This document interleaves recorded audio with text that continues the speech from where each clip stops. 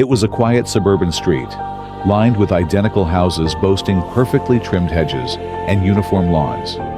But at the very end of the road stood a house unlike the others.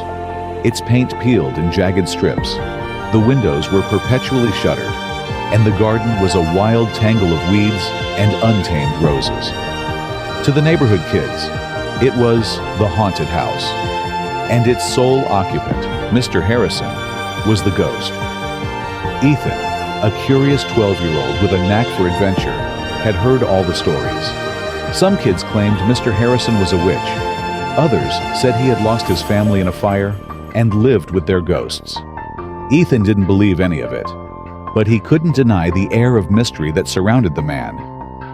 One rainy afternoon, while riding his bike home from school, Ethan's tire hit a pothole, sending him sprawling onto the muddy pavement. The wheel bent, and his jeans tore at the knee.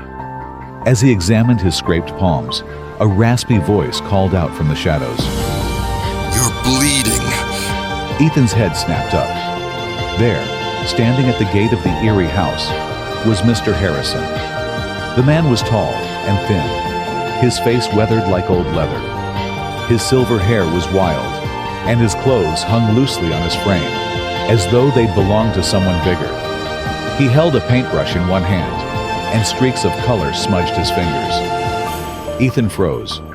"I'm fine," he mumbled, though his stinging palms said otherwise. Mr. Harrison sighed. "Come inside. I have a first aid kit." Ethan hesitated, the ghost stories ringing in his ears. But something about the man's tired eyes felt more sad than scary. Against his better judgment, he followed Mr. Harrison through the gate. The inside of the house was nothing like Ethan expected. Instead of cobwebs and creaky floorboards, it was filled with light. Canvas after canvas lined the walls, each one a masterpiece of color and emotion. Landscapes of fiery sunsets, portraits of smiling faces, and abstract swirls of pain and joy seemed to breathe life into the otherwise somber home. "Sit there," Mr. Harrison said, gesturing to a worn leather chair.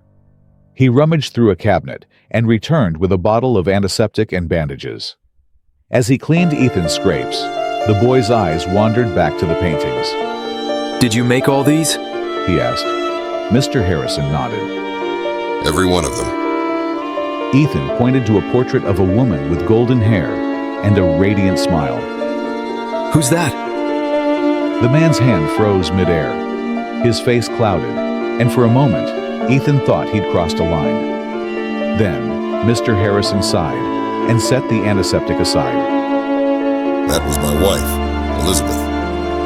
Ethan waited, sensing there was more. Finally, Mr. Harrison spoke again. "She was my muse, my heart. We were married for 40 years. She passed away 3 years ago."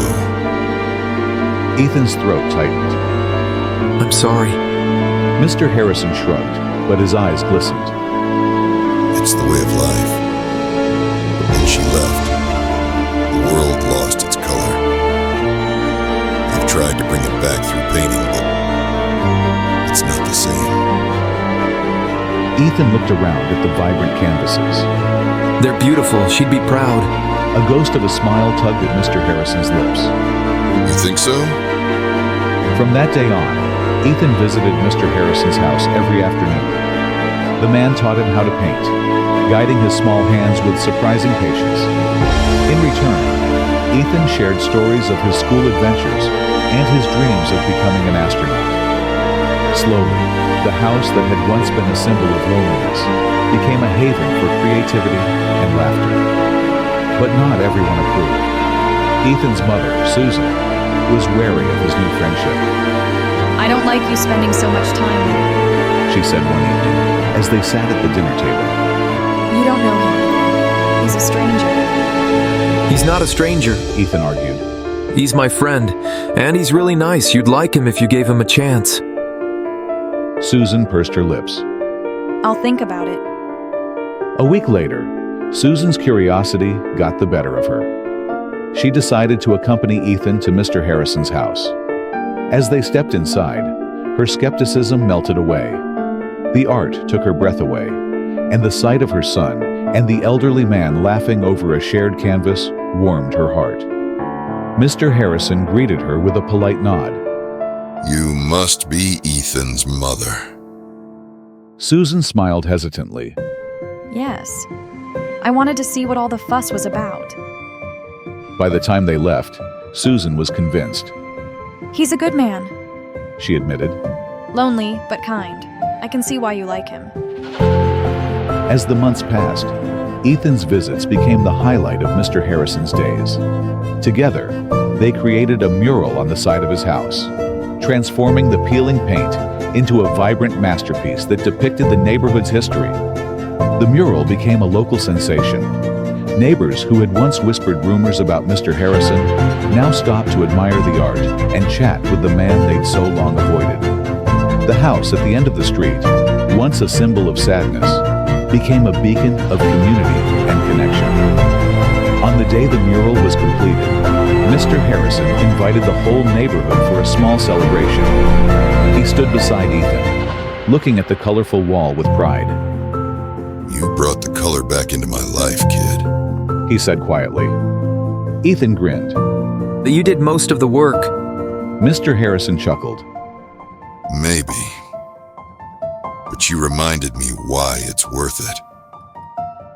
That night, as Ethan lay in bed, he thought about how much had changed since that rainy afternoon. He realized that sometimes, all it took to transform a life was a little curiosity, kindness, and an open heart.